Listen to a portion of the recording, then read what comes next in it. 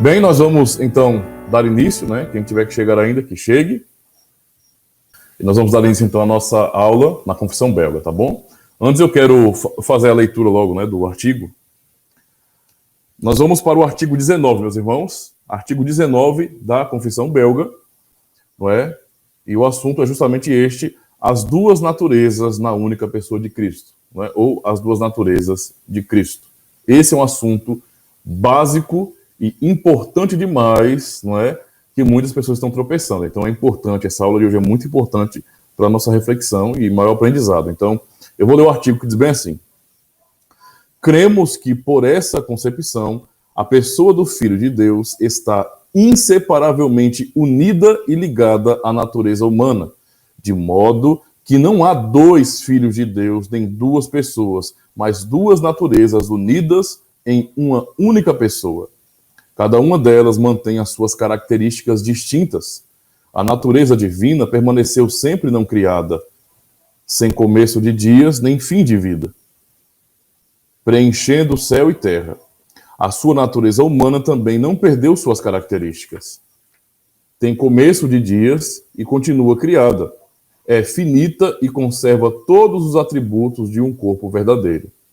No entanto, pela sua ressurreição, ele concebeu imortalidade à sua natureza humana, não havendo modificado a realidade dela. Pois a nossa salvação e ressurreição dependem também da realidade do seu corpo. Contudo, essas duas naturezas estão tão intimamente unidas em uma única pessoa que não foram separadas nem mesmo por sua morte. Ao morrer, portanto, ele rendeu nas mãos do Pai um espírito humano verdadeiro, que se apartou do seu corpo. Entretanto, a sua divindade permaneceu sempre unida à sua natureza humana, até mesmo quando ele jazia na sepultura. A natureza divina sempre permaneceu nele, exatamente como estava nele quando ele era uma criancinha, embora por um tempo não tivesse se manifestado como tal. Por isso confessamos que ele é verdadeiro Deus e verdadeiro homem. Verdadeiro Deus, a fim de vencer a morte pelo seu poder, e verdadeiro homem, a fim de morrer por nós segundo as fraquezas da sua carne. Esse é o artigo 19 da Confissão Belga, não é? Um texto muito bem elaborado, lá do século XVI, Guy de Brès, não é? E realmente nos traz muita clareza para pensarmos bem sobre essa doutrina, não é? Das duas naturezas de Cristo. Doutrina tão importante para a nossa compreensão. Irmãos, vamos orar neste momento. E em seguida eu vou estar lendo um texto da Palavra de Deus, certo? Iniciando a aula. Então, onde você estiver aí, não é? Do outro lado da telinha, então ore também ao Senhor. Senhor Deus, nós queremos neste momento te agradecer por tua bondade, Senhor. Mais uma vez, o Senhor nos deu essa oportunidade de podermos viver. E é por isso mesmo que estamos aqui, e por meio da internet, estamos aprendendo, compartilhando, e assim sendo edificados, Senhor, na compreensão das tuas palavras, não é? Das doutrinas do Evangelho, a fim de sermos fortalecidos na fé que o Senhor nos deu. Ajuda-nos a confessar a verdade sobre Jesus Cristo, mesmo em pontos que são difíceis ou que estão além de nossa compreensão, que venhamos confessar aquilo que a Escritura ensina, Senhor, e nos calar aonde a Escritura se cala. Muito obrigado por essa oportunidade, que cada irmão que está acompanhando agora possa também ser edificado e aprender mais, e que realmente, ó Deus, o teu nome seja honrado em tudo. Muito obrigado. Em nome de Cristo, nós oramos. Amém. Bem, irmãos, eu quero ler, antes de começar a aula propriamente dita, o texto de Filipenses, não é? Vamos falar sobre as duas naturezas de Cristo, e, portanto, eu quero ler o texto de Filipenses, capítulo 2. O texto de Filipenses, capítulo 2, não é? Verso 5 ao 11. Só para aproveitar e lembrar os irmãos, né, eu estava fazendo a exposição na carta aos Filipenses, né, se os irmãos estão lembrados. Eu comecei pelo meu perfil pessoal no Facebook, e agora eu transferi a transmissão para o YouTube, o canal Sertão Reformado, tá bom? Então, essa semana, né, sexta-feira no caso, eu volto às transmissões, beleza? Eu tive que parar por um tempinho, mas vou retomar esse trabalho da exposição na carta de Paulo aos Filipenses, e pretendo manter sempre esse trabalho. Então aproveita, né, divulga o canal para mais irmãos que querem conhecer um pouco mais das Escrituras Sagradas, entendeu? Também, além de curtir, compartilhar, se inscrever no canal para ajudar também, aproveite também e comenta, isso é muito importante, faça sugestão também, não é, de novos temas, né? Isso é importante também, para ajudar o canal, tá bom? Eu quero ler então o texto de Filipenses, capítulo 2. Vamos então à leitura de Filipenses 2, versos 5 ao 11. Diz bem assim: Tende em vós o mesmo sentimento que houve também em Cristo Jesus, pois ele, subsistindo em forma de Deus, não julgou como usurpação o ser igual a Deus. Antes, a si mesmo se esvaziou, assumindo a forma de servo, tornando-se em semelhança de homens, e reconhecido em figura humana. E a si mesmo se humilhou, tornando-se obediente até a morte e morte de cruz. Pelo que também Deus o exaltou sobremaneira e lhe deu o nome que está acima de todo nome, para que ao nome de Jesus se dobre todo o joelho nos céus, na terra e debaixo da terra, e toda língua confesse que Jesus Cristo é Senhor, para a glória de Deus Pai. Até aqui, né? A ênfase, é claro, no verso 7, por exemplo, antes, a si mesmo se esvaziou, assumindo a forma de servo, e tornando-se em semelhança de homens e reconhecido em figura humana. A si mesmo se humilhou, tornando-se obediente até a morte de cruz, que é o verso 8. Tá bom? Vamos então para a nossa aula sobre as duas naturezas de Cristo. Apenas um resumo sobre o artigo, não é, 19. Nós aprendemos nesse artigo, não é, e a igreja confessa que o Filho de Deus, que é e permanece Deus, se tornou verdadeiro homem, mas de tal maneira que ele permaneceu uma só pessoa, não é? Então esse é o assunto. Isso significa o seguinte: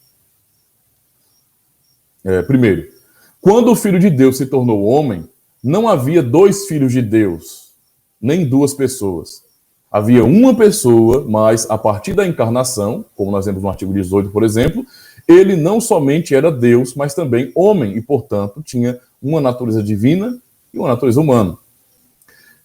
Segundo, cada natureza manteve suas próprias características. Isso é muito, muito, muito importante mesmo, irmãos. Não é? Algumas pessoas têm dificuldade com isso.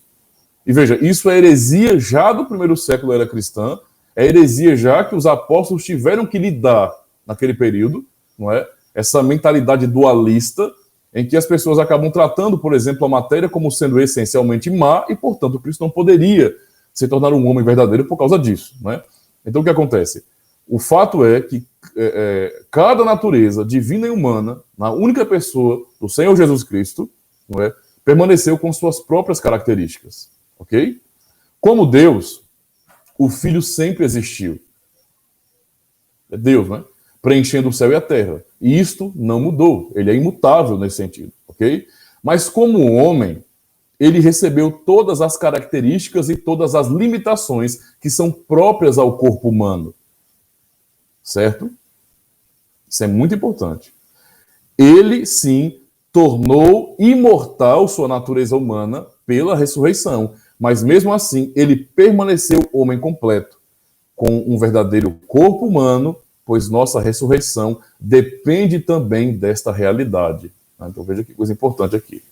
Terceiro, quanto à união das duas naturezas, nem a morte a separou uma da outra. Quando Jesus jazia no sepulcro, seu verdadeiro espírito humano tinha saído do seu corpo.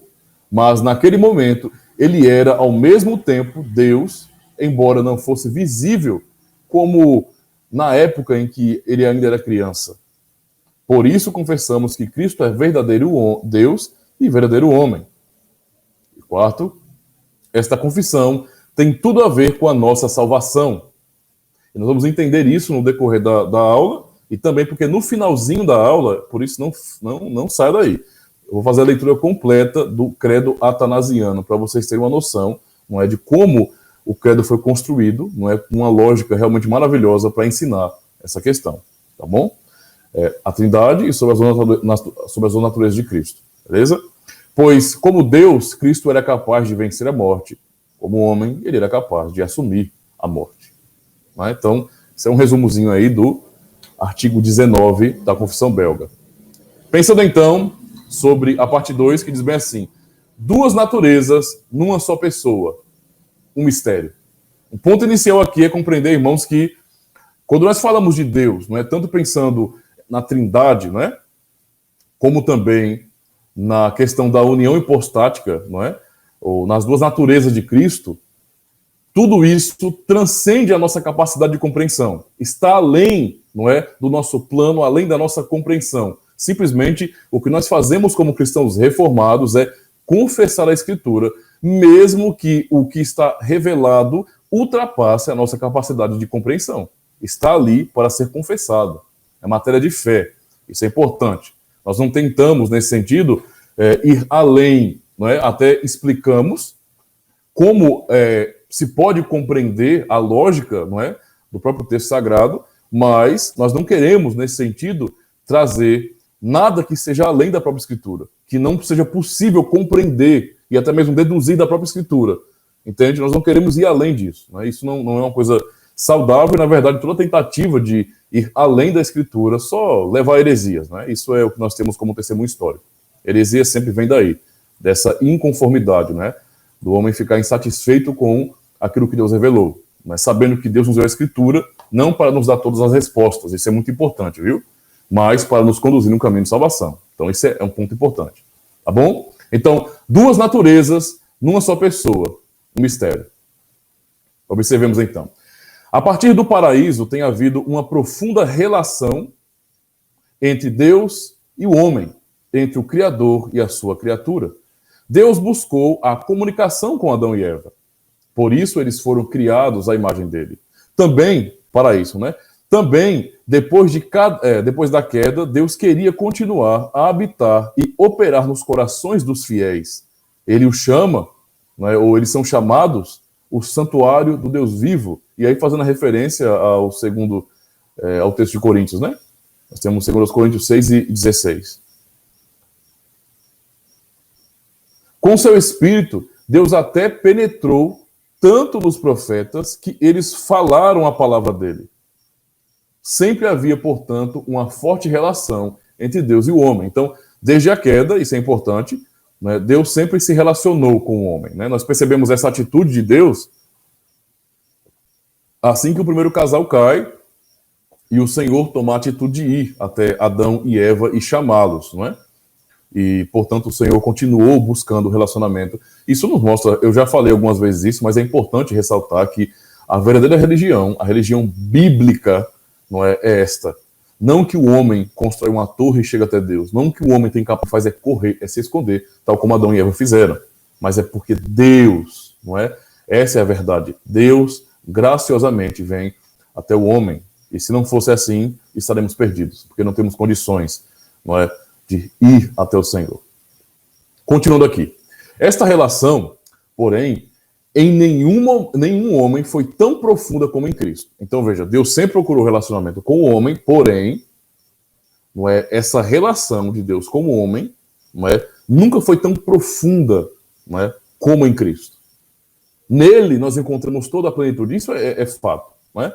Ninguém é comparável a ele. Porque ele era e permaneceu Deus, que se tornou homem, permanecendo uma só pessoa. Ele é verdadeiro Deus e verdadeiro homem. Contudo, um só alguém, uma só personalidade. Nele não há um eu divino ao lado de um eu humano. Né? Então, quando nós falamos das duas naturezas de Cristo, nós não dicotomizamos, porque o resultado disso seria que haveria, então, dois filhos de Deus. Entende? Então, em Cristo, não é? Em Cristo, não há um eu divino e ao lado vivendo de um eu humano. Não existe essa dualidade em Cristo. Né? Isso é importante, pois não há dois filhos de Deus, nem duas pessoas, quando se falamos de Jesus Cristo. Né? Quando falamos de Jesus Cristo. Um exemplo. Jesus usou verdadeira saliva humana para curar o cego. Isso é um exemplo. Né? Então, a saliva que ele usou não tinha nada de divina. Era uma saliva humana, realmente. Mas lhe abriu os olhos com seu poder e majestade divinos. Contudo, era uma só pessoa que curou o cego. Entende? Então, é um exemplo simples, né, para entender que está em João, capítulo 9, versos 6 a 7. Ok? Muito importante, então, esse raciocínio, né, para compreendermos bem a palavra de Deus. Continuando, tentou-se esclarecer este mistério de duas maneiras bem diferentes. Né? Então, as tentativas históricas foram muitas, na verdade, mas aqui é destacado, então, duas maneiras básicas para tentar compreender esse mistério, não é? De acordo com uma maneira, a divindade e a humanidade de Jesus estão misturadas, de modo a formarem uma nova natureza, parcialmente divina e parcialmente humana. Isso é uma das maneiras, não é, que alguns tentaram na história argumentar, ok?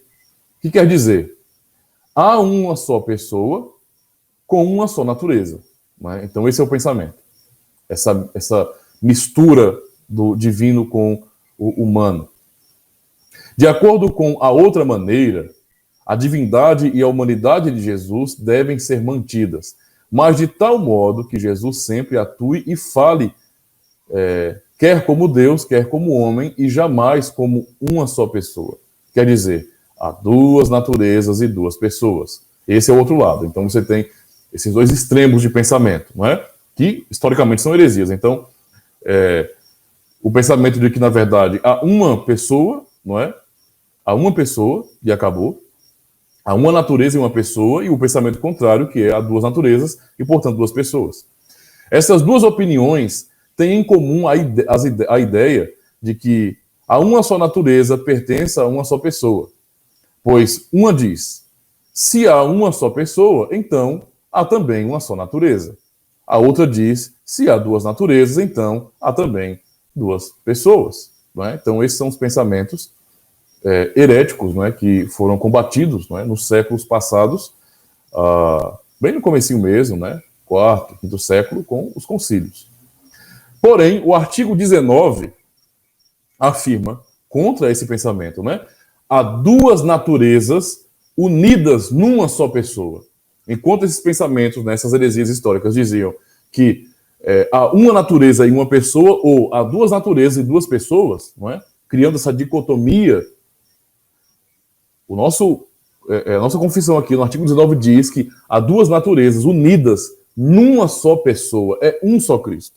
Pois conforme Filipenses capítulo 2, versos 6 e 8, há um só Cristo, tanto em forma de Deus, como em forma humana, como em figura humana. É o que o texto de Filipenses diz. E, embora o versículo 7 diga que ele, como Deus, se esvaziou, é claro que esta expressão não significa que ele deixou de ser Deus, não é? Isso, quem acaba pensando assim, não é, realmente abraça a heresia, porque Cristo jamais deixou de ser Deus, não é? Então, isso é completamente estranho às Escrituras, tá bom? Então, a expressão de que ele se esvaziou dele mesmo, nada tem a ver com ele ter deixado de ser Deus. Isso não tem como acontecer. Ele é Deus, não é? Significa, sim, que a glória divina dele ficou coberta. E esse era o ponto. Os homens não enxergavam a sua glória divina. Só para entendermos um pouquinho disso, né?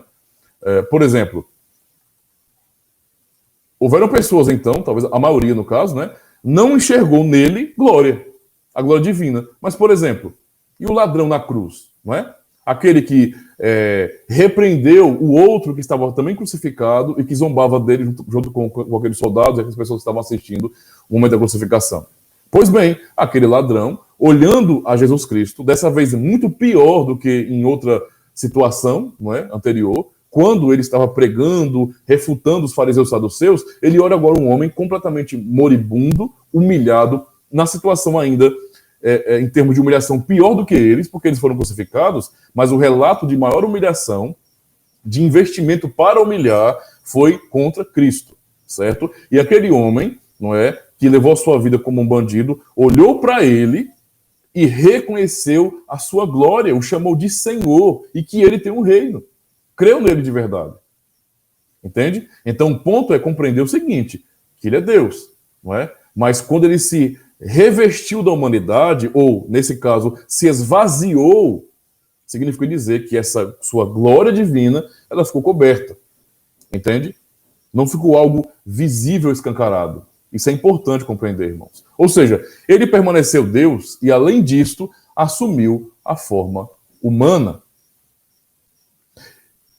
Isto é e permanece um grande mistério para nós. Não somos capazes de esclarecê-lo, apenas confessá-lo. Isso é muito importante para nós, irmãos. Então, veja, O que nós estamos dizendo aqui, o que estamos aprendendo aqui hoje, não é dizer bem assim, nós temos todo o conhecimento. Isso é impossível. Qualquer um que chegue, não importa, não é que chegue dizendo, não, nós podemos esgotar todo o conhecimento acerca de Deus. É impossível isso. Não é? É Deus, estamos falando de Deus. E não de algo que nós podemos colocar em um laboratório, em uma maca, não é? E dissecar. Nada a ver uma coisa com a outra. É Deus. Ele é totalmente outro e inalcançável e incompreensível. Nós só conhecemos dele o que ele revela a nós.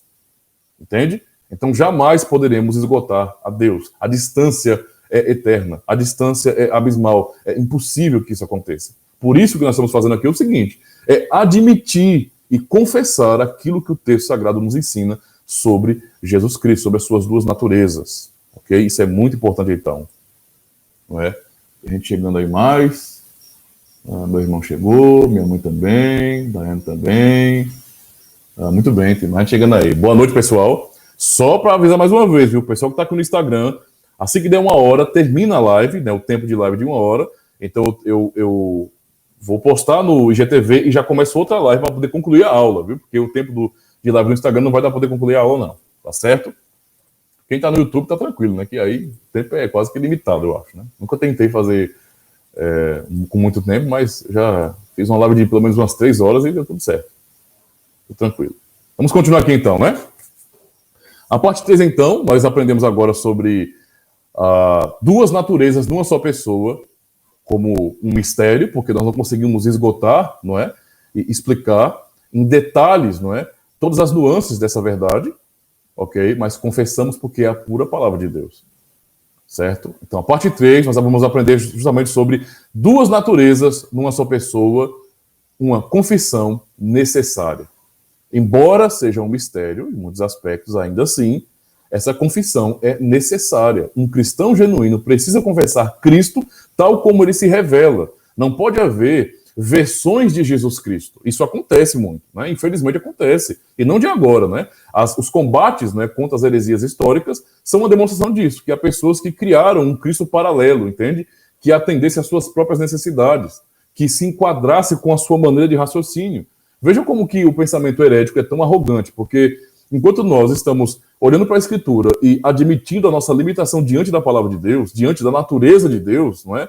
E confessando aquilo que ele revela, mesmo sem conseguir esgotar e satisfazer o nosso intelecto com isso, ainda assim nós confessamos, porque ele se revelou assim. Enquanto aqueles que são hereges, com sua arrogância, eles não suportam, eles não aguentam, eles querem mais. Para eles vale muito mais a curiosidade deles, não é, do que confessar, não é, a fé em Jesus Cristo. Então o ponto aqui é, falando mais uma vez sobre duas naturezas numa só pessoa, uma confissão necessária. Continuando aqui então, em Cristo, peraí, só um minutinho, tomar um cafezinho, senão eu vou esquecer. Toda vez eu coloco café e esqueço. Aí depois de 1h30 de aula, o café tá gelado, né? Então, para não desmaiar, que nem acontece no seriado Chapolin, eu vou tomar o café quente ainda, viu? Porque eu não entendi o porquê no seriado Chapolin, né? Do Chapolin, todo mundo conhece Chapolin, né? Então, por que naqueles episódios o pessoal toma café frio e desmaia? Eu não entendi até hoje, né? A gente dá risada, mas não entende. Fazer o quê? Vamos lá, continuar aqui então, irmãos. Em Cristo, Deus e o homem estão unidos numa só pessoa. É um mistério. Então, não seria melhor não falarmos sobre esse assunto? De fato, alguns teólogos têm afirmado que o artigo 19, por exemplo, vai além dos limites, porque eles querem, às vezes, acusar, dizendo assim, que nós não deveríamos falar muito sobre esse assunto, né? Assuntos complexos deveríamos simplesmente fingir que não existe. Isso é uma tolice, irmãos, porque, como eu falei, embora nós tenhamos assuntos na Escritura, e não é a maioria dos assuntos, ok? A maior parte da Escritura Sagrada é fácil de compreender, mas há alguns assuntos em particular que são realmente difíceis. Um deles é a Trindade e outro é as duas naturezas de Cristo, o assunto de hoje. Mesmo assim, e sem contar as questões escatológicas também, mesmo assim, não é? Nós somos chamados para confessar a palavra de Deus, não é? Para confessar a palavra de Deus. E nem sempre para poder compreender de maneira, assim, completa. Né? Isso não tem condições, entendeu? Mas mesmo assuntos que sejam difíceis para nós, não é? Ainda assim precisamos confessar esses assuntos. Eu não posso olhar para a Escritura e pegar dela o que me convém, né? Tem gente que é assim. Tem gente que é assim. Por exemplo, os liberais teológicos. Os liberais teológicos, eles acabam Infelizmente, não é? Eles não são, se chamam de cristãos, mas não tem como reconhecê-los como cristãos de verdade, porque eles acabam negando pontos elementares da Escritura, básicos, não é? Que tem a ver com a fé. Por quê? Porque eles querem submeter a Escritura, a revelação divina, a um método científico. Isso é tolice. Então eles pegam da Escritura o que convém a eles, não é? Tá errado.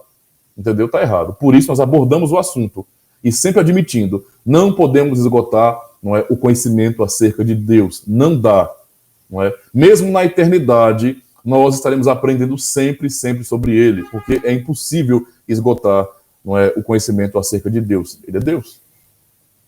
Mas é claro que este artigo não faz outra coisa senão apresentar o ensino bíblico. Isto é o dever da igreja por mais de um motivo. Eu quero apresentar aqui alguns motivos. Primeiro motivo, porque nós devemos confessar, não é? Essas verdades. Não prestamos a devida honra ao Filho de Deus se não o louvamos como ele mesmo se revelou. Então, veja como isso realmente é necessário para nós, como cristãos, não é? Como nós vamos poder louvar e exaltar a Cristo se nós não confessamos como ele se revelou? Se nós criamos uma linha paralela em nossa mente e estabelecemos uma nova maneira de pensar sobre Jesus Cristo, não é? Um Cristo paralelo, um outro Cristo, se nós não confessamos a ele, a nossa fé nele, como ele se revelou, então esse tipo de confissão não é nem uma confissão em Cristo, não é nem uma confissão cristã, entende? É um estabelecimento, uma criação de um outro tipo de divindade, não é, das nossas ideias, que não é real, não é fiel à Escritura. Então eu preciso realmente compreender algumas coisas, não é, e confessar aquilo que a Escritura diz. Ou seja, eu tenho que confessar e, nessa confissão, adorar a Cristo e louvá-lo baseado no que ele diz dele mesmo, do que ele revelou sobre ele mesmo. E isso, não é, essa revelação é a palavra de Deus, tá certo? Uma outra razão. O artigo 19 tem muita atualidade, porque muitas pessoas hoje em dia consideram Jesus apenas um verdadeiro rei, ou um homem excelente, ou uma pessoa quase divina, mas não reconhecem que ele é verdadeiro Deus. Então fica notório às vezes nas falas, né, de alguns cristãos hoje que a falta de compreensão sobre essa doutrina é tão grande, não é, e de apreço ao estudo da palavra de Deus, que o que eles falam sobre Jesus Cristo desmerecem quem ele é, não honra quem ele é. Enquanto Cristo se apresenta como Deus verdadeiro, não é, Deus homem, nosso único mediador, há muitas pessoas o tratando como um mero operador de milagres, entende? Isso é desonrar a Cristo, não é? E vocês sabem muito bem, muito bem. Olhe para a cristandade e perceba como, em boa parte, né, os cristãos modernos estão tão desvirtualizados de conhecimento, tão afastados, não é, de uma boa confissão no Evangelho, e acabam tratando Cristo de uma maneira indevida, inapropriada, que não honra quem ele é. Ele é Deus. Não dá para tentar falar sobre ele negando quem ele é. Ok? Isso é importante. Uma outra razão aqui, a confissão a respeito das duas naturezas de Cristo também é fundamental para a nossa própria salvação. Veja como isso é importante, né? E eu quero que cada um de vocês fiquem atentos a isso, não é? Como o artigo 19 indica até duas vezes, pois diz que a nossa salvação e a ressurreição dependem também da realidade do seu corpo. Ou seja, Cristo é a nossa salvação. Nele está a nossa salvação. Ele é a própria demonstração do que Deus fará no futuro a nós. Então, quando há essa dúvida ou negação dessa verdade de que Cristo é verdadeiro Deus e verdadeiro homem, e que ele não assumiu ou se transformou em uma aparência humana, mas que ele é homem de verdade, verdadeiro homem, não é? Com um corpo e uma alma racional como nós, não é? Ou seja, sua alma ou seu espírito, nesse sentido, é um espírito humano, entende? Quando nós negamos isso, a humanidade de Cristo, com todas as suas características, não é um homem que temos ali, entende? É algo diferente. E se não é um homem que está no céu agora, à direita de Deus Pai Todo-Poderoso, qual é a garantia que nós temos de salvação? Qual é a garantia que nós podemos habitar com a nossa carne, com a nossa natureza, na presença de Deus? Nenhuma. Então, a nossa garantia é Jesus Cristo. Então, o assunto sobre as suas duas naturezas, não é? Refere-se à nossa salvação, à nossa própria salvação. A negação dessas verdades, não é uma heresia terrível. Não é uma negação da verdadeira fé. Isso é importante. E também, assim, Ele é verdadeiro Deus, não é? Isso é a explicação da nossa confissão aqui, que eu acho fantástica. Não é? Porque explica isso. Explica isso de maneira muito legal. Porque fala, ele é verdadeiro Deus a fim de vencer a morte por seu poder. Verdadeiro homem a fim de morrer por nós na fraqueza de sua carne. Então veja, ora, Deus não morre. É Deus, não é? A questão da morte é algo referente à nossa própria natureza e especificamente falando no contexto pós-queda, o nosso contexto. Então Deus não morre. Mas veja, Cristo se tornou verdadeiro homem, sendo ele verdadeiro Deus, ele assumiu nossa natureza com um propósito. Né? Então, quando nós olhamos para ele, nós percebemos o seguinte, que ninguém, absolutamente ninguém, pode vencer a morte ou aplacar a ira de Deus. Nenhum de nós pode fazer isso. Não há pessoas boas, não é? Ninguém nasce santo, todos nós nascemos pecadores. Todos nós. Não é? Todos nós nascemos pecadores. A única pessoa na história que nasceu, porque quis nascer, diferente de nós que não quisemos nascer, nós não queríamos nascer, ninguém pediu para nascer, na é verdade? Mas ele sim queria nascer, ele nasceu com um propósito, com um objetivo. Ele veio para isso mesmo, não é? Nasceu santo, o único, simplesmente isso, o único. E como Deus, pelo seu poder, vencer a morte. E só ele podia fazer isso. Nós não conseguimos vencer a morte. Entendeu? Não existe um Highlander andando por aí. Que assistia, né? Esses filmes antigos do Highlander. Não existe nenhum Highlander por aí. Ok? Nós não conseguimos vencer a morte. Cristo, não é? Porque é Deus verdadeiro, pelo seu poder divino, ele vence a morte. E foi o que ele fez. Não é? Mas também, assumindo a natureza humana, não é? Ele provou a própria morte. Entende? Se não houvesse... se ele não assumisse a natureza humana, como é que ele poderia provar a morte? Morrer por nós. Nos substituir na cruz. Não tinha como. Entende a situação? Então ele assume a nossa natureza humana para este fim, para morrer por nós, para que nele fosse cumprida a lei de Deus por nós. Isso é importante demais, irmãos. Muito importante mesmo. Não é? Por isso que o assunto acerca das duas naturezas de Cristo refere-se a uma confissão fiel em Jesus Cristo, ok? Que tem a ver com a nossa salvação. Confissões infiéis em Jesus Cristo não estão ligadas à nossa salvação, irmãos. Isso é importante. Ok? É importante. O Cristo que salva é o Filho do Deus vivo, aquele que se revelou no Evangelho.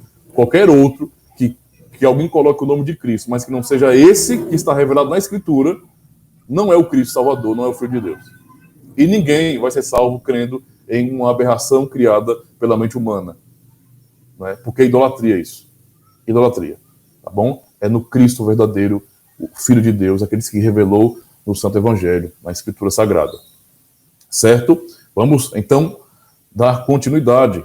Mais uma vez, duas naturezas numa só pessoa. Nós acabamos de falar sobre uma confissão necessária nessa verdade, e agora, duas naturezas numa só pessoa, contudo, duas naturezas, contudo, inconfundíveis. Inconfundíveis. Não é? Então vamos agora falar e citar, dar nome aos bois, né? Citar os hereges na história que vieram com umas ideinhas erradas e foram vencidos, não é? Graças a Deus. Duas naturezas numa só pessoa, contudo, são inconfundíveis. Eutíquio, né? Um monge de Constantinopla, viveu no quinto século, não é? Da nossa era e ensinou que quando Cristo se tornou homem, a natureza humana dele sumiu na natureza divina.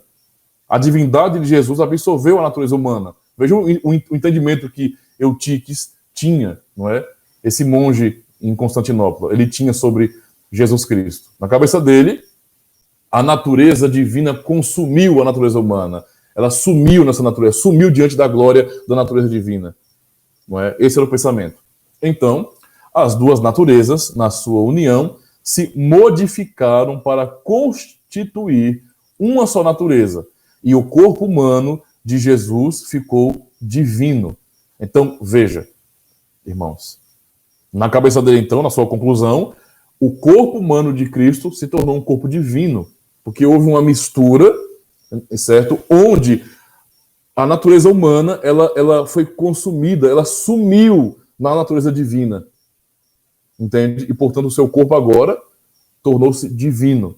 Não é isso que nós confessamos como cristãos, porque não é isso que a Escritura ensina. E não é essa a fé da Igreja de Cristo. Quer dizer, Eutiques também confessou, ou pensou, conforme o esquema. Uma só pessoa, então, uma só natureza. Né? Aquela dinâmicazinha lá da primeira parte da aula. Foi assim que ele pensou, por isso chegou a essa conclusão. Né? Então veja como que a nossa maneira de pensar, a nossa maneira de raciocínio, a nossa base para o raciocínio influencia muito a nossa interpretação. Isso é muito complicado, tem que tomar cuidado, né? Muito cuidado mesmo com isso. O concílio de Calcedônia, não é? Em 451, condenou a opinião de Eutiques, afirmando que as duas naturezas de Cristo são inconfundíveis e imutáveis. E é isso que nós, cristãos reformados, também confessamos. Ok? É isso que nós confessamos. Né? Estamos no espírito, então, do concílio de Calcedônia, acerca desse assunto. Também há um outro erro histórico mais recente, no caso, no período da Grande Reforma, não é? Referindo-se aos anabatistas. Né? Mais uma vez, vamos citar os anabatistas. Né? Vamos perceber que muitas vezes estamos citando os anabatistas no estudo da Confissão Belga, porque Guy de Brès, né, quis demonstrar, justamente para os seus opositores, que os cristãos reformados não eram uma seita, não eram uma nova religião e tampouco eram revolucionários. E que nós, não é, naquele período ali, os cristãos reformados, eles não eram revolucionários como os anabatistas. Não é? Então, uma coisa é uma coisa e outra coisa é outra coisa, certo? Ou seja, nada a ver anabatismo com fé reformada, completamente diferente, certo? Por isso que há tanta referência, não é, de combate às doutrinas heréticas dos anabatistas aqui, tá bom? Então, também os anabatistas tinham uma opinião errada, não é, mais ou menos igual a de Eutiques. Não é? Então, citamos esse herege do ano de 451, aquele período ali, e vamos lembrar aqui que os anabatistas tinham algo parecido com eles. Não é? Eles, lembre-se do que eu disse no início, o abandono da confessionalidade leva, com certeza, a tropeços, não é? Terríveis em heresias. Ou seja, quem nega a história está fadado a cometer os mesmos erros. Os anabatistas fizeram justamente isso no século XVI.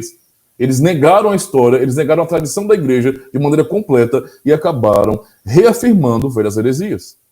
Na opinião deles, o corpo de Jesus não foi fruto do ventre de Maria. E isso aqui é um tipo de opinião que eu sei muito bem que evangélicos têm. Alguns evangélicos têm.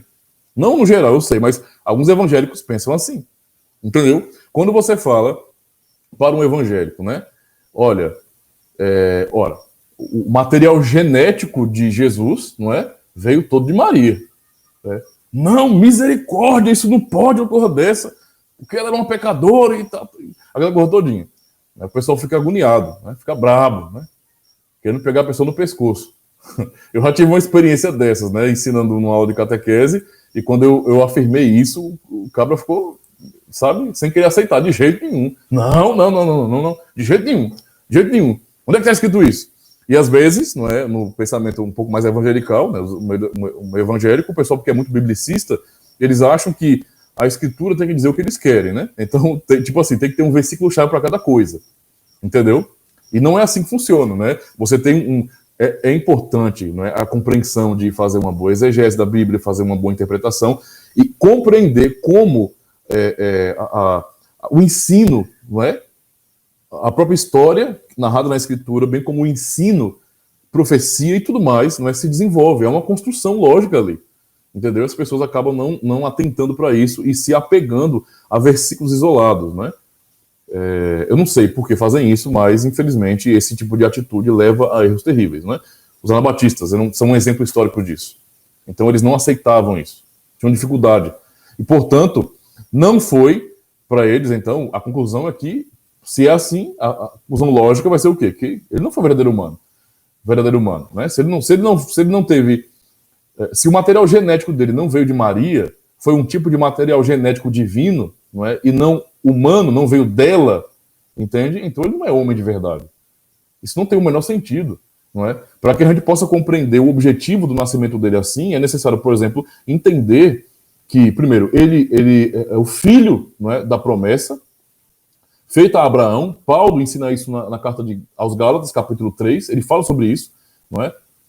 E ao descendente que é Cristo, ele fala isso especificamente, como autor divino, vamos dizer assim, como autor autorizado, né? Eu digo divino pensando em Deus, mas Paulo é um autor autorizado, inspirado por Deus, ok? E o que acontece? Nós temos em Hebreus também referência sobre isso, sobre o fato de que ele foi tudo igual aos seus irmãos, porém sem pecado. Então, a ideia disso aí é mostrar que ele veio diretamente da raça de Abraão, né, da descendência abraâmica ali, né, para ser um filho da promessa, um filho da aliança. Entendeu? Então, o material genético, né, tinha que ser dela realmente. Ele tinha que ser um filho autêntico, israelita. Simples assim. Não há dificuldade de compreender isso. Certo?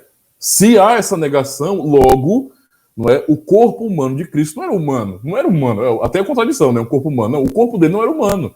Entendeu? Ou é formado no próprio ser humano, ou não é humano. Entendeu a situação? Como é que uma coisa pode ser humana, não é, se vem do céu? Percebe por que todo o processo dele de encarnação foi obedecendo ao padrão da natureza humana? Pois é. Ele só não teve intervenção de homem, não é? Porque o Espírito Santo, tá, o Evangelho de Lucas que nos ensina, não é? Ele revestiu ali Maria, entendeu? O poder do Altíssimo a cobriu, a protegeu, a guardou. E então o poder do Espírito Santo Deus gerou Cristo nesse sentido no ventre de Maria, usando o material genético dela, não é? Foi o que ele fez. Não tem como negar isso aí, essa é a realidade. Se não foi assim, então a Escritura para essas pessoas não é verdade, porque está dizendo isso, não é? E, portanto, também, Cristo não é humano verdadeiro. Então faz sentido aquele pensamento tão dualista dos hereges antigos que acabavam negando a humanidade real de Cristo. Inclusive, o próprio apóstolo João, na sua primeira carta, combateu esses que negavam que Cristo realmente era homem verdadeiro. Tá certo? O corpo de Jesus, então, teria sido feito por Deus de maneira singular. Quer dizer, os anabatistas também acharam que a divindade de Jesus absolveu a sua humanidade. No fim, o que os anabatistas fizeram? Eles repetiram, não é, o erro de Eutíquis. Repetiram. Negaram a história, cometeram os mesmos erros. Né? Olha o cuidado que nós temos que ter. Mas tem um detalhe aqui também, irmãos. Lutero, não é? Martinho Lutero, também errou neste ponto. Né? A nossa compreensão é diferente. Às vezes as pessoas confundem e pensam que bem assim, não, fé reformada, né? Então é tudo de Lutero. Não, não é bem assim que funciona. Né? Lutero foi muito usado por Deus, nós reconhecemos isso, para dar aquele pontapé inicial, não é, de chamar para o debate, porque alguma coisa está errada, certo? Então o pensamento da reforma é esse. Não uma revolução, mas uma preocupação com os rumos que a igreja estava tomando. Né? Só que Lutero, ele foi até um ponto, ele tinha um pensamento próprio. Não é? Nós reformados, né, a nossa tradição, ela é diferente, entende? É daquele período ali, mas é diferente, entendeu? Nós podemos fazer uma linha histórica entre, por exemplo, Zwinglio e lá para frente, não é? Em uma fundamentação maior da fé reformada com João Calvino e os demais, e as igrejas reformadas então, né? Com seus documentos confessionais que nós subscrevemos hoje, certo? Mas então confessamos o quê? Que Lutero errou neste ponto. Ele disse que a natureza humana de Jesus, de fato, não foi totalmente absolvida pela natureza divina. Entende? Então, vamos dizer assim, enquanto os anabatistas acabamos dizendo que Lutero, dizendo que Jesus, nesse sentido, né? A natureza humana, vamos pensar assim, Eutíquis dizia, não é, lá no passado, naquele ano lá de 400 e pouco, que a natureza divina absolveu a natureza humana. Os anabatistas chegaram à mesma conclusão, não é? Com suas teses malucas. Mas Lutero, ele foi além disso aí, certo? Mas o que ele vai conversar, não é? Que a natureza humana de Jesus, de fato, não foi totalmente absolvida pela natureza divina. Então, de alguma maneira, houve alguma absolvição, não é? Mas ela foi transformada. Esse era o pensamento dele. Ele comparou esta transformação a um pedaço de ferro que se faz candente e, assim, além das características do ferro, também tem as do fogo. Pois aquele pedaço de ferro se torna fogo. Essa foi mais ou menos a comparação para ele. Da mesma forma, a natureza humana de Jesus, em que a natureza divina penetrou totalmente, ganhou características divinas.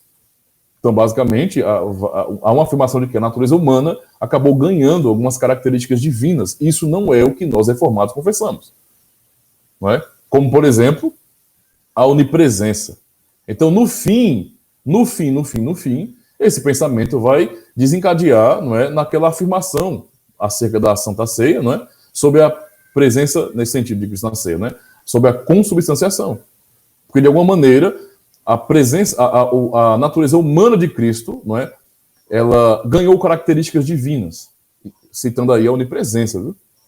Por isso, Jesus, conforme Lutero e os luteranos, está corporalmente presente nos sinais da Santa Ceia. Principalmente depois da sua ascensão, Jesus teria começado a usar essas características divinas, ok?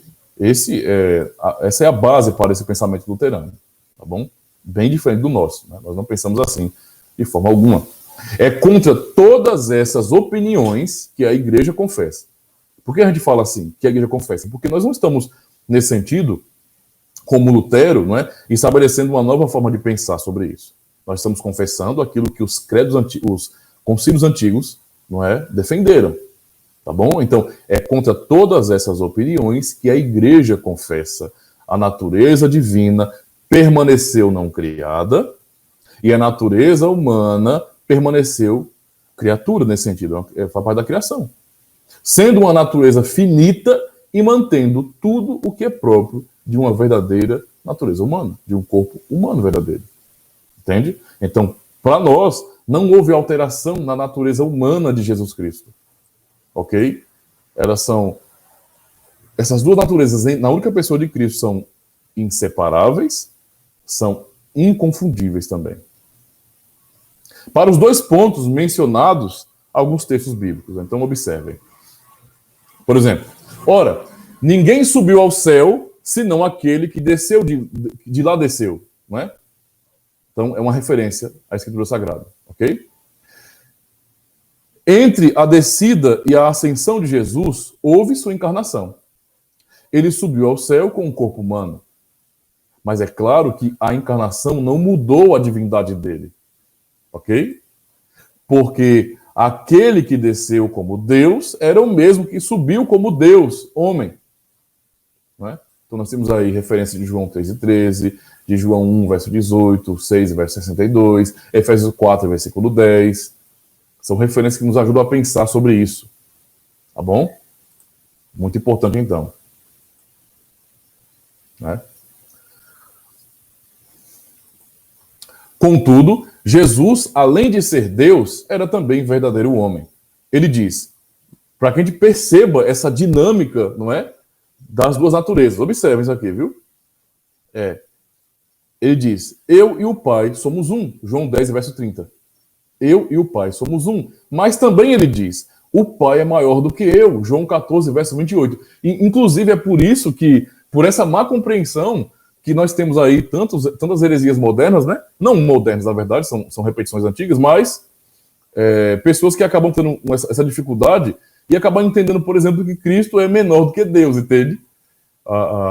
É uma confusão, assim, meio bobinha, porque se você vai analisar, os textos, eles se complementam, não é? Cristo está afirmando uma coisa sobre a sua natureza, não é? Pensando na natureza divina e também sobre a natureza humana. Então, veja, eu e o Pai somos um, não é? Ou seja, eu sou Deus, né? Eu tenho a mesma essência que ele, eu sou o mesmo Deus nesse sentido, né? Ou seja, eu e o Pai somos um.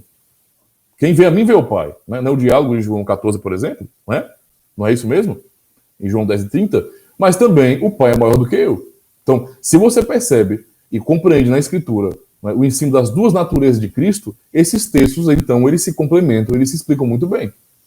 Se você nega essa doutrina, logo, esses textos vão ser contraditórios até, não é?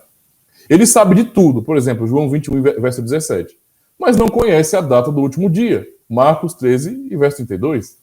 A dúvida que muitas pessoas tinham, né, ou tem ainda, não é, de que ele fala que ninguém sabe o dia, senão o Pai, não é? Nem os anjos, nem o Filho, senão o Pai.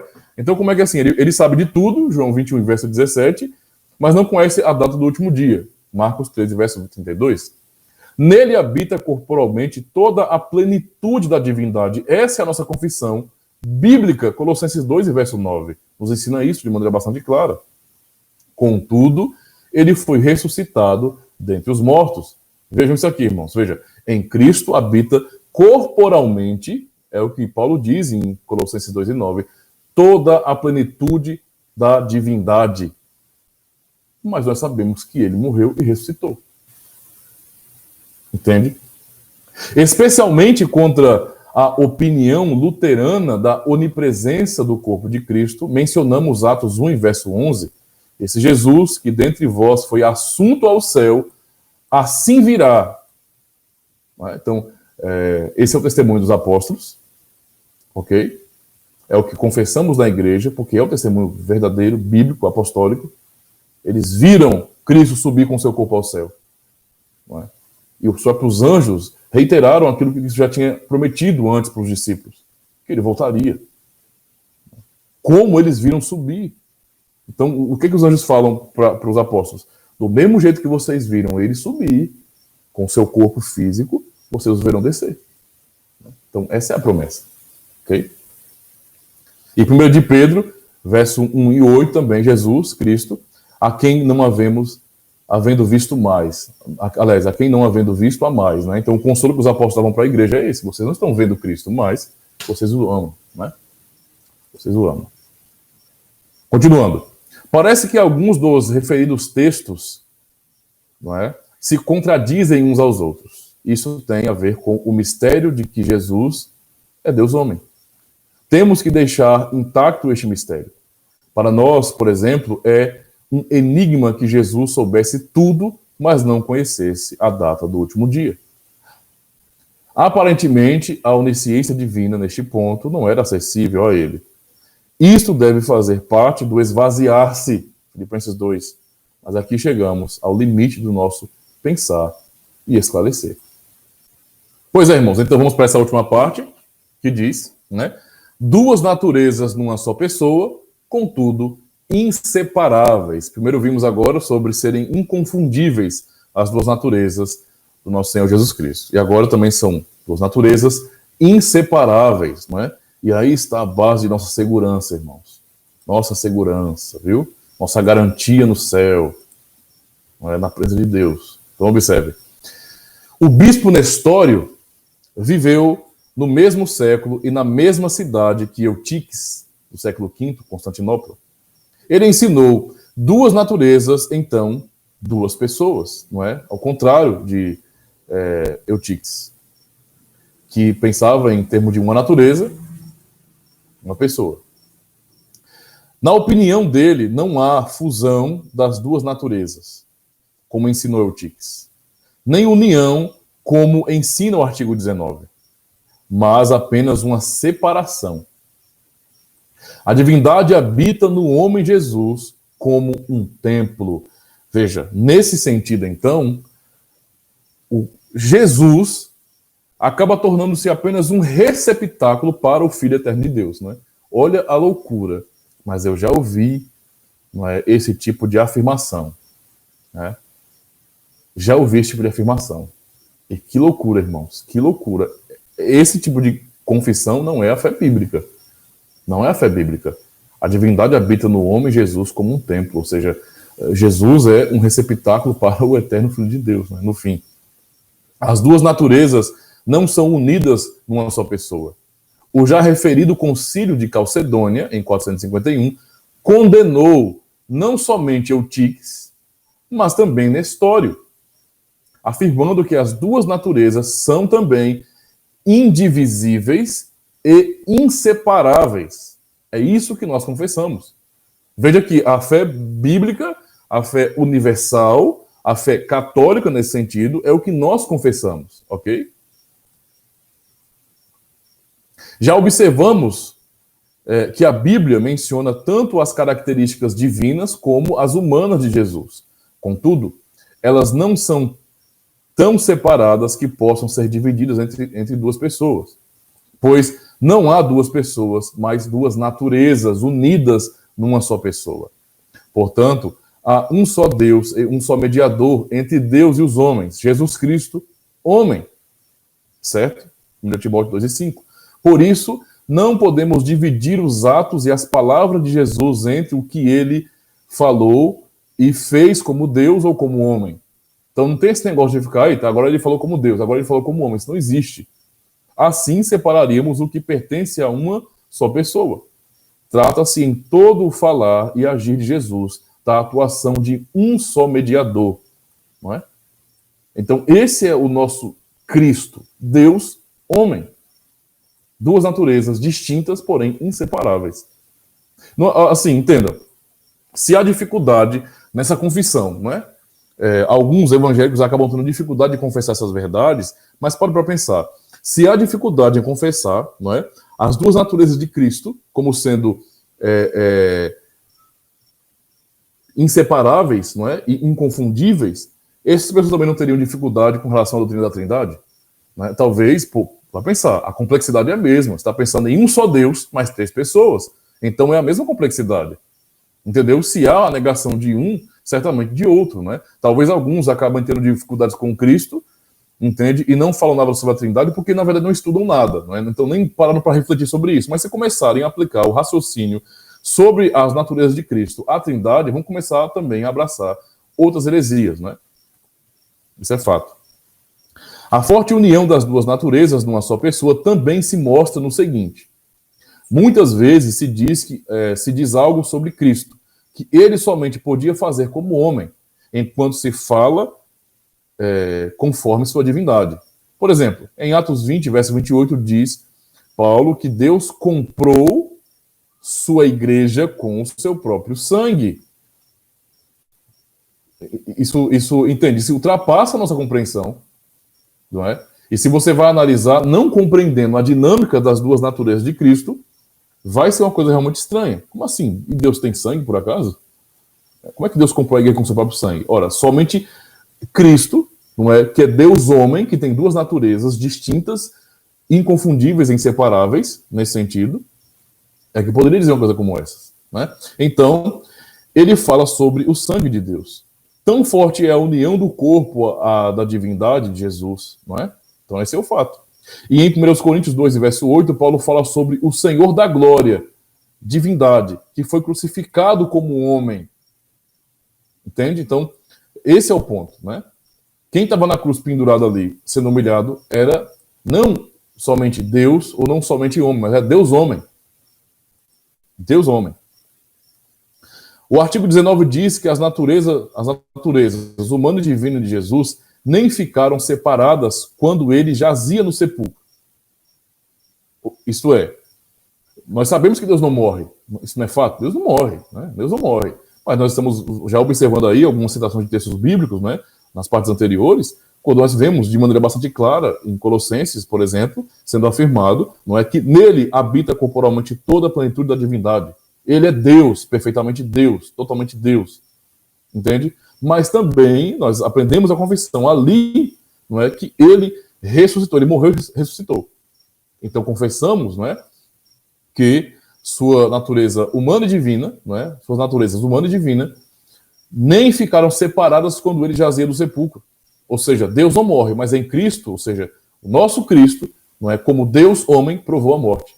A divindade não cessou de estar nele, assim como estava nele quando era criança. Então, tanto pensando no momento que ele estava morto, né, o período que ele passou morto, em que ele não deixou de ser Deus ali, a divindade não se apartou dele. Não é? O que acontece é que nós não poderíamos, ali naquele momento, ver manifesta essa divindade também como era quando ele era criança. Né? Quando ele era criança, você não tem o registro do Evangelho dizendo que ele fez alguma coisa que demonstrasse sua natureza divina. Entende? Estava lá, é ele, mas, entendeu? Não estava sendo manifestado aqui. Né? Quem estava nos braços, no ventre de Maria, bem como quem nasceu e foi amamentado por ela, foi trocado, foi, sabe, cuidado, dependeu de uma mãe humana e de um pai que estava ali também ajudando, não é? E de todo o contexto social do seu período, não é? Foi o Criador do universo. Deus homem, cara. Isso é realmente fantástico. É para a pessoa, sabe, se estremecer, não é? E dar glória a Deus. Isso é muito, muito, muito, muito maravilhoso mesmo. O objetivo dessas colocações é apenas de confessar a maravilhosa união das duas naturezas de Jesus, não de esclarecer o mistério. Então, repetindo o que foi dito no início, nosso objetivo não é compreender a totalidade disso, mas é confessar e dar glória a Deus, porque ele se revelou assim. Certo? Ele se revelou assim. Isto é claro, porque sobre a época em que ele era criança, não se diz mais do que somente que a divindade estava nele, embora, por algum tempo, não se estivesse manifestado. Quer dizer, a divindade estava presente nele, mas aquilo que a Escritura diz sobre Jesus é bem resumido, não é, nesse período. Isso é muito importante.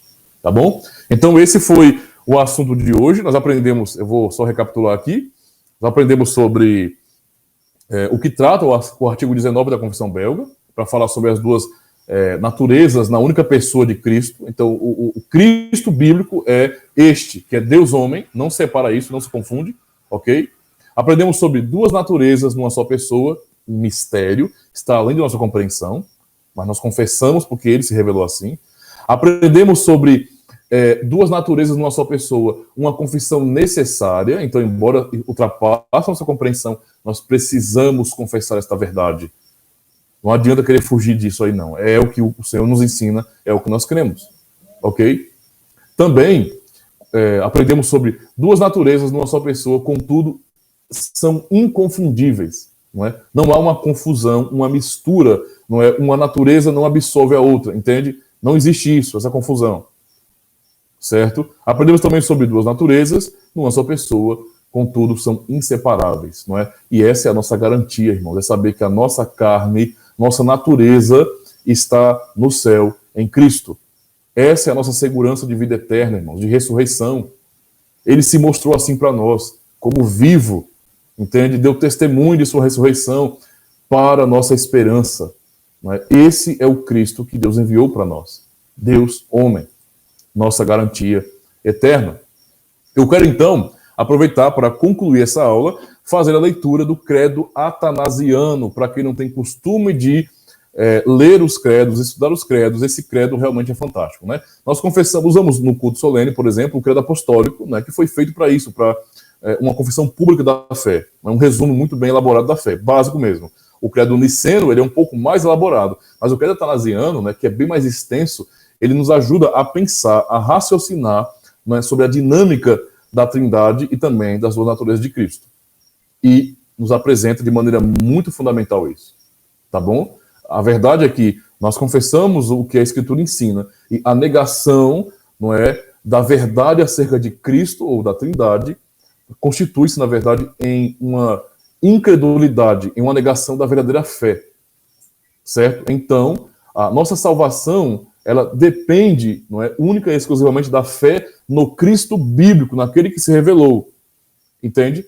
Na fé em Deus, o Deus verdadeiro, o Deus que se revelou em sua palavra, e não em concepções pessoais sobre Deus ou sobre Cristo em particular. Entendeu? Às vezes, se alguém está aí, não é, criando teorias como os hereges da história acerca da Trindade ou de Cristo, não é, e começar a crer de uma maneira diferente da Escritura, buscando os seus próprios raciocínios, tal pessoa, mas se não se arrepender, está eternamente perdida. Essa é a realidade, tá bom? Temos que ser realistas com isso.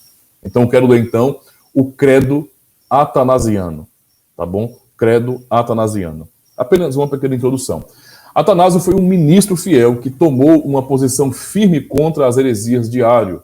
Ele defendeu o ensino bíblico sobre a Trindade e sobre a natureza divina de Jesus Cristo, dizendo que ele é verdadeiro Deus e verdadeiro homem. Na sua forma atual, o credo atanasiano data do século VI. Então, eu vou ler aqui o credo atanasiano. É um pouco comprido, quer dizer, nem tanto, né? São 42 artigos, beleza? Diz bem assim, olha. Credo atanasiano. Qualquer um que quer ser salvo, antes de tudo, deve seguir a fé universal ou católica, a fé única, a fé do povo de Deus, não é? Qualquer um que quer ser salvo, não é? Antes de tudo, deve seguir a fé universal ou católica. Aquele que não guardar integral, intacta, sem dúvida perecerá eternamente.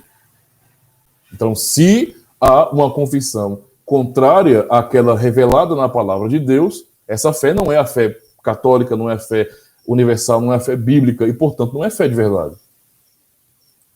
Mas qual é a fé católica universal? A fé da igreja, e não da instituição que se chama Católica Apostólica Romana. Não é? Nós somos católicos apostólicos, só não somos romanos. Ok? Então, O que é a fé católica, não é? Nesse sentido aqui. A fé universal é esta, que adoremos o único Deus na Trindade e a Trindade na unidade, não confundindo as pessoas, nem separando o ser.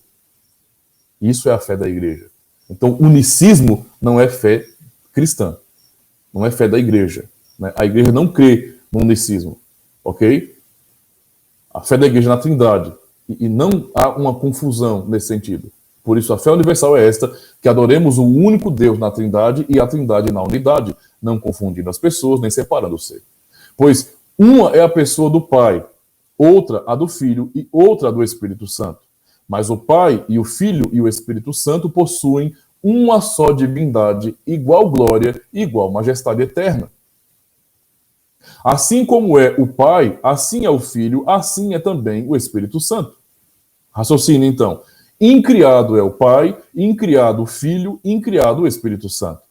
Imenso é o Pai, imenso o Filho, imenso é o Espírito Santo. Eterno é o Pai, eterno o Filho, eterno o Espírito Santo. Contudo, eles não são três eternos, mas um só eterno. Um só eterno. É? Continuando, agora o artigo 12.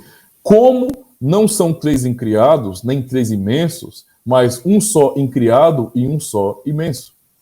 Igualmente, o Pai é todo-poderoso, o Filho é todo-poderoso e o Espírito Santo é todo-poderoso. Contudo, eles não são três todo-poderosos, mas um só todo-poderoso, um só Deus, né? Ou seja, assim o Pai é Deus, o Filho é Deus, o Espírito Santo é Deus. Contudo, eles não são três deuses, mas um só Deus, né? Um só Deus. Quem acusa o cristianismo da religião que adora três deuses é um ignorante, né? Não se dá o esforço, não tem a humildade de estudar aquilo que nós realmente cremos, não é? Assim, o Pai é Senhor, o Filho é Senhor e o Espírito Santo é Senhor. Contudo, eles não são três senhores, mas um só Senhor.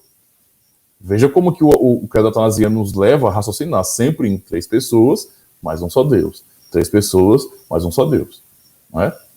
Pois assim como nós somos compelidos pela verdade cristã a confessar cada pessoa singular como Deus e Senhor, assim nos é proibido pela fé universal ou católica falar de três deuses ou três senhores. Então, um verdadeiro cristão jamais vai olhar para a revelação da palavra de Deus e tratar Deus como sendo três deuses. Isso é heresia, isso é blasfêmia, é inaceitável.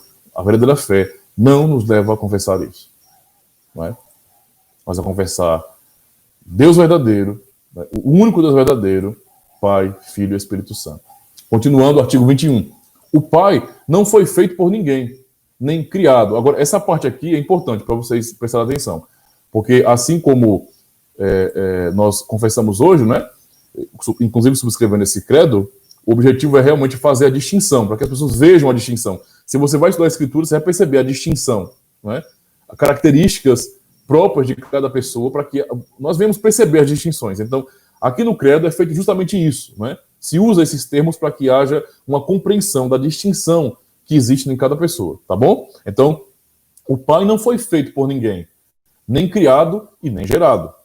O Filho não foi feito, nem criado, mas gerado somente pelo Pai.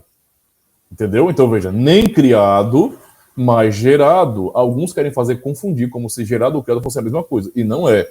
O cara tem que ser muito ignorante para poder olhar, por exemplo, para alguns textos da Escritura, ou como de Colossenses mesmo, e ver a referência sobre Jesus sendo o primogênito da criação, e imaginar que isso significa dizer que ele é o primeiro criado. Não é? Sendo que o texto em si, o significado óbvio do texto e claro, objetivo, pretendido pelos autores, era que ele é herdeiro de toda a criação. Herdeiro, tem a ver com herança. Entendeu? Isso é ponto.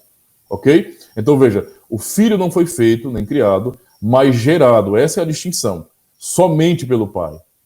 Certo?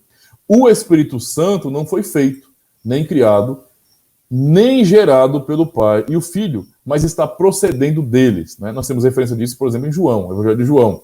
Então a ideia dessas nomenclaturas é justamente fazer essa distinção em nossa mente, compreendermos muito bem, tá certo? Então, um só Pai não 3 pais. Um só Filho, não 3 filhos. Um só Espírito Santo, não 3 Espíritos Santos. Compreendido? Continuando agora, artigo 25. E nesta trindade não há nada anterior ou posterior, ok? Nem maior ou menor. Mas todas essas 3 pessoas têm a mesma eternidade e igualdade. É Deus. Por isso, como já foi dito, seja venerada em tudo a unidade na trindade, assim como a trindade na unidade. Essa é a fé. Portanto, quem quer ser salvo deve reconhecer assim a trindade. Ou seja, essa é a fé no Deus verdadeiro. O que passa disso aí não é a fé bíblica. E, portanto, não é fé salvífica. Certo? Continuando agora, artigo 29. Cumpridinho, né, o credo niceno. Enquanto o credo apostólico só são 12 artigos, aqui tem 42 artigos, né? Continuando. Mas é necessário, e agora é onde nós entramos na parte que estudamos hoje, sobre Jesus Cristo, sobre as suas duas naturezas. Quase não sai. Né? Artigo 29 diz bem assim: mas é necessário, para a salvação eterna, crer também fielmente na encarnação do nosso Senhor Jesus Cristo. Né? Então, a fé refere-se também a isso. Quando nós falamos que cremos no único Deus verdadeiro, não é? Cremos em tudo o que é revelado acerca desse Deus. Não é? Tanto pensando na Trindade, como nas duas naturezas de Cristo, na sua encarnação. Tá bom? Artigo 30. Então, a verdadeira fé é que creiamos, aliás, me perdoe, é que cremos e confessamos que nosso Senhor Jesus Cristo, Filho de Deus, é igualmente Deus e homem. Aquilo que nós aprendemos na aula de hoje, não é? No artigo 19 da Confissão Belga. Ele é Deus da substância do Pai, gerado antes dos tempos, de todos os tempos, não é? E ele é homem da substância da mãe, nascido no tempo. Né? Essa é a única explicação realmente lógica e fiel à Escritura. Artigo 32. Perfeito Deus, perfeito homem, subsistindo de alma racional e carne humana, igual ao Pai, visto a natureza divina. Né? Então, todo o texto que nós observamos que isso fala, dizendo que eu e o Pai somos um, está aí, ó, a expressão dessas verdades. Né? Eu e o Pai somos um só Deus. Menor que o Pai, visto a natureza humana, óbvio, se ele assumiu a natureza humana que é criada, nesse sentido, então, ele é menor do que o Pai. Ele, mesmo sendo Deus e homem, não é dois, mas um só Cristo. Não é? Essa é a fé verdadeira. Ele é um, não por ser convertida a divindade em carne.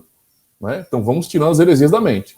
Não é por causa disso, mas porque Deus assumiu a natureza humana. Ele é um, não por confusão da substância, mas pela unidade de pessoa, de uma pessoa. Pois, assim como a alma racional e a carne são uma pessoa, assim Deus e homem são um só Cristo. Né? Vejam a lógica que eles usam aqui. Realmente maravilhoso. Continuando. Ele padeceu por nossa salvação, desceu ao reino dos mortos, ressurgiu dos mortos no terceiro dia, subiu ao céu, está sentado à direita de Deus Pai Todo-Poderoso, de onde há de vir a julgar os vivos e os mortos. Com a vinda dele, todas as pessoas vão ressurgir com seus corpos e dar contas de seus próprios atos. Os que tiverem feito o bem entrarão na vida eterna, os que tiverem feito o mal no fogo eterno. E então a conclusão, o último artigo, o artigo 42. Esta é a fé universal ou católica. Quem não crer nela, fielmente e firmemente, não poderá ser salvo. Simples assim. O que a Escritura nos ensina está muito bem ensinado aqui, espelhado aqui, resumido aqui, tá bom? A fé bíblica é essa, certo? Esse, então, é o artigo, são os 42 artigos do credo atanasiano, tá certo? Eu quero, então, meus queridos irmãos, concluir esta aula, agradecendo a vocês pela paciência. Tivemos aí um bom tempo, não é, de live, mais uma vez dividindo no Instagram a live em 2, né? Espero que para os irmãos tenha sido algo edificante e esclarecedor, e dizendo também aos irmãos que a nossa pretensão aqui jamais será de dizer bem assim, nós podemos esgotar conhecimento acerca de Deus, é impossível isso para nós, certo? Então, vamos confessar aquilo que a Escritura nos ensina, não é? Essa é a fé bíblica, crer naquilo que Deus nos revelou, e simplesmente isso, não é? Assuntos que estão além do nosso alcance, né, não temos que buscar com tanta curiosidade a ponto de acabarmos andando por caminhos tortuosos e que nos afastem daquilo que é básico do Evangelho. Confessemos nossa fé em Jesus Cristo como sendo o Deus encarnado, Deus homem, o nosso único mediador, aquele que nos salva, não é? E que nos dá esperança, não é?